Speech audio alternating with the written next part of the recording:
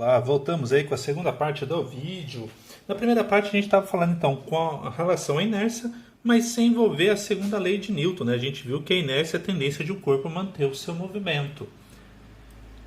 E que movimento que é esse? É um movimento retilíneo e uniforme. Então a tendência do corpo é manter sempre esse movimento retilíneo uniforme. Se o corpo estiver parado, ele vai ficar parado. Essa então era a primeira lei. A segunda lei tem um nome muito bonito, chama-se o princípio fundamental da dinâmica. O que é o princípio fundamental da dinâmica?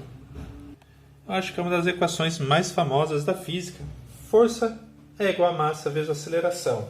Mas não é qualquer tipo de força isso daqui não. É a força resultante de um corpo é igual a massa vezes aceleração. A unidade de aceleração a gente já vem trabalhando metros por segundo ao quadrado.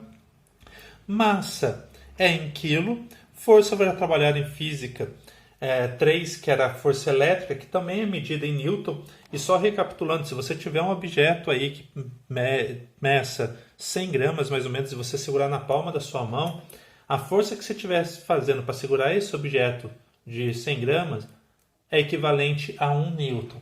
Ah, Léo, e se eu tiver um objeto de 10 quilos? E se você estiver segurando na sua palma da sua mão, é uma força mais ou menos de 100 newton. É mais ou menos essa equivalência para você ter uma noção do que seria 1 newton, 2 newton, 5 newton, 20 newton, 1000 newton. Então, é a força equivalente a segurar um objeto com essa massa.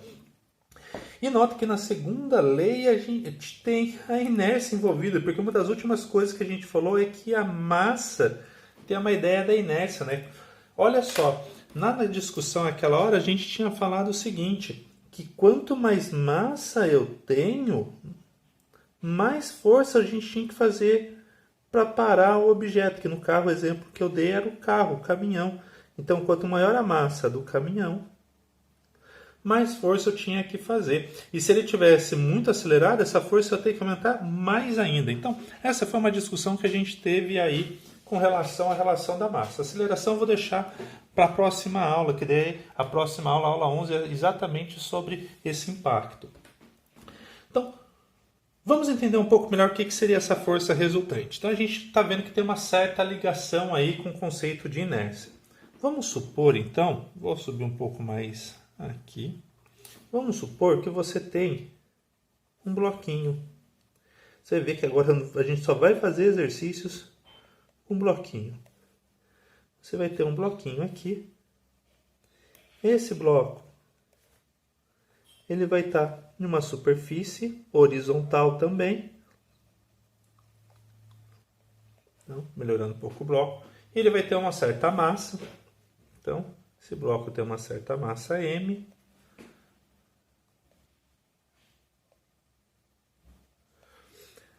Aqui, a força resultante vai depender de uma discussão que a gente vai fazer um pouco mais para frente, os tipos de forças que existem.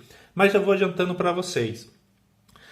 Um tipo de força, a gente até conversou, tem força de contato e força à distância, eu falei algumas delas. E um dos exemplos que eu falei de força à distância é a força peso. A força peso sempre vai aparecer. Se o bloco tem massa, aparece a força peso. Afinal de contas, massa atrai massa, essa é uma propriedade dos corpos. A gente não sabe direito o porquê, mas a gente sabe calcular, a gente sabe como essas forças interagem. Por que interage massa com massa? A gente ainda não tem essa resposta. Quem sabe em breve. Então, força-peso à distância. E a gente tem uma força de contato normal. Essas duas forças, por mais que tenham naturezas diferentes, elas vão aparecer em vários exercícios aí pra gente. A normal tem uma regra, ela tem que ser perpendicular à superfície. A normal tem que fazer 90 graus com a superfície. E a peso também tem uma regra, ela sempre vai apontar em direção ao centro da Terra. Em termos de desenho, vai ser sempre para baixo. A gente sempre vai desenhar ela para baixo. Se esse corpo está parado, se a velocidade desse corpo é zero, aqui eu vou tirar o formalismo de velocidade vetorial, tá, gente? Então, se a velocidade desse corpo é zero, uma coisa eu sei logo de cara, que a normal tem o mesmo valor que o peso. Uma coisa bem importante, por mais que eu fiz enunciado, e aqui eu tirei o caráter vetorial, na hora que a gente vem aqui para o desenho, você nota que as forças ela têm sentido e direção e elas vão ter um valor. Então a força é um conceito vetorial. Então, a rigor tem que ter uma flechinha em cima do R, do FR e da aceleração. Preciso se preocupar em escrever tudo isso? Não, não. A gente só estou justificando porque que teria. No nosso livro aparecem essas setinhas em cima. Mas em termos de exercícios, não precisa ficar colocando isso toda hora. Eu não vou fazer, tá, gente? Não precisa. Então, se não tem movimento, se ele está parado, é porque as duas forças são iguais. O cabo de guerra entre elas está dando zero, o resultado final. Esse resultado final ser zero, essa força entre as duas, quando eu comparo a normal e o peso, eu vejo que ela não está se movimentando. Ou seja, o cabo de guerra está dando zero, ninguém está ganhando, ninguém está perdendo. Isso que a gente vai chamar de força resultante. Quando eu somo as duas e vejo que dá zero. Sempre a força resultante vai dar zero? Não, claro que não. Então, vamos entender mais detalhadamente a força resultante. Fazer outro desenho aqui.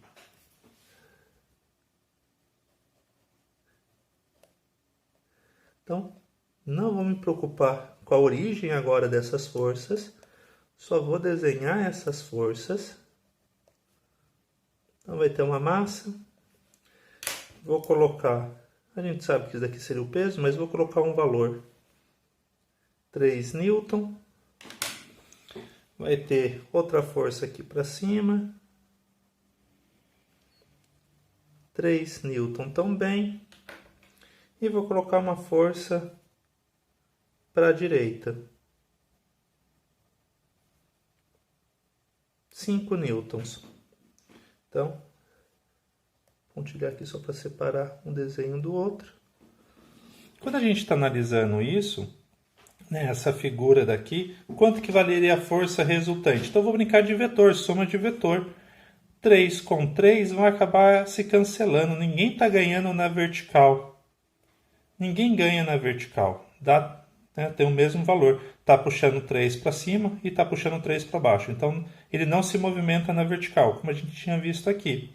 Mas na horizontal, tem uma força de 5 newton. Então, esse bloco vai se mexer? Vai. Para que direção? Para a direita, porque a força resultante nesse desenho, nessa situação, problema que a gente está analisando, força resultante aqui, é 5 newtons. Para a gente pegar direitinho essa ideia, vamos fazer mais um exemplo. É bacana a gente trabalhar com alguns exemplos aqui para ficar bem claro o que é força resultante. Então, mais um exemplo.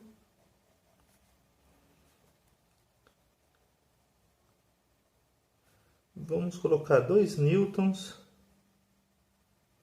Nem troquei aqui de cor de caneta para ganhar tempo, fazer tudo bonitinho. 3 newtons. E vou colocar, sei lá, 10 newtons nesse bloquinho. Opa!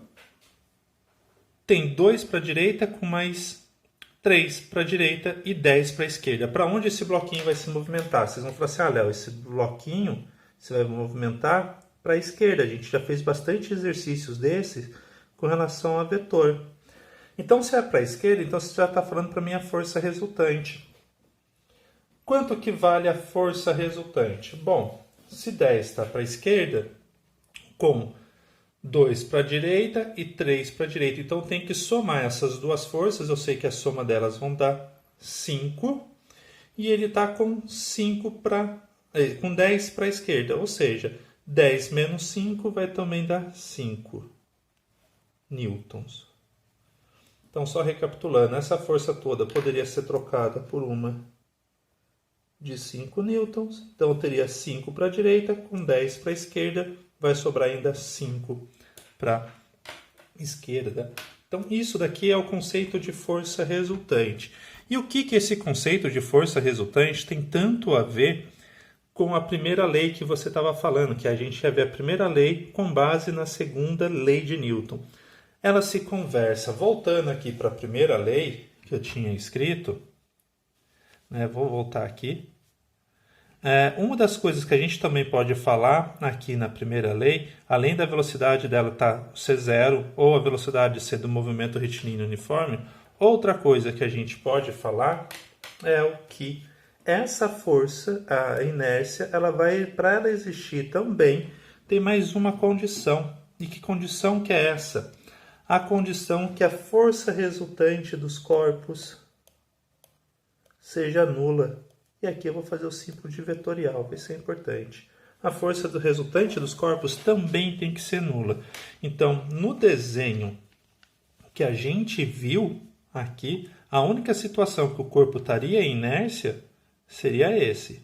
Esse cara aqui eu posso falar, ó, aqui o corpo está em inércia. Vai ter exercício que você vai poder também falar que ele está em inércia quando tem movimento. Às vezes vai falar que o corpo está com MRU, sei lá, de 20 metros por segundo. Então ele tem uma certa velocidade. E vai ter que ter um desenho e vai perguntar quanto que vale essa força. Vou chamar de força A. Bom, se a velocidade aqui for constante, nesse exemplo que eu estou dando agora, lembrando que a velocidade aqui está sendo constante, nesse exemplo. Nesse próximo exemplo, a velocidade constante e vale 20 metros por segundo. Quanto que vale então essa força A? Bom, a gente viu que não tem movimento na vertical. Para força A ser constante, agora eu vou eliminar um pouco esse cara daqui, como se eu estivesse apagando, desculpa a bagunça.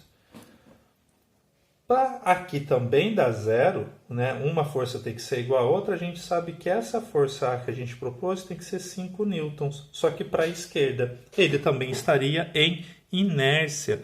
Então essas são umas brincadeiras que a gente pode fazer. É assim que a gente vai aplicar a inércia à luz da segunda lei de Newton.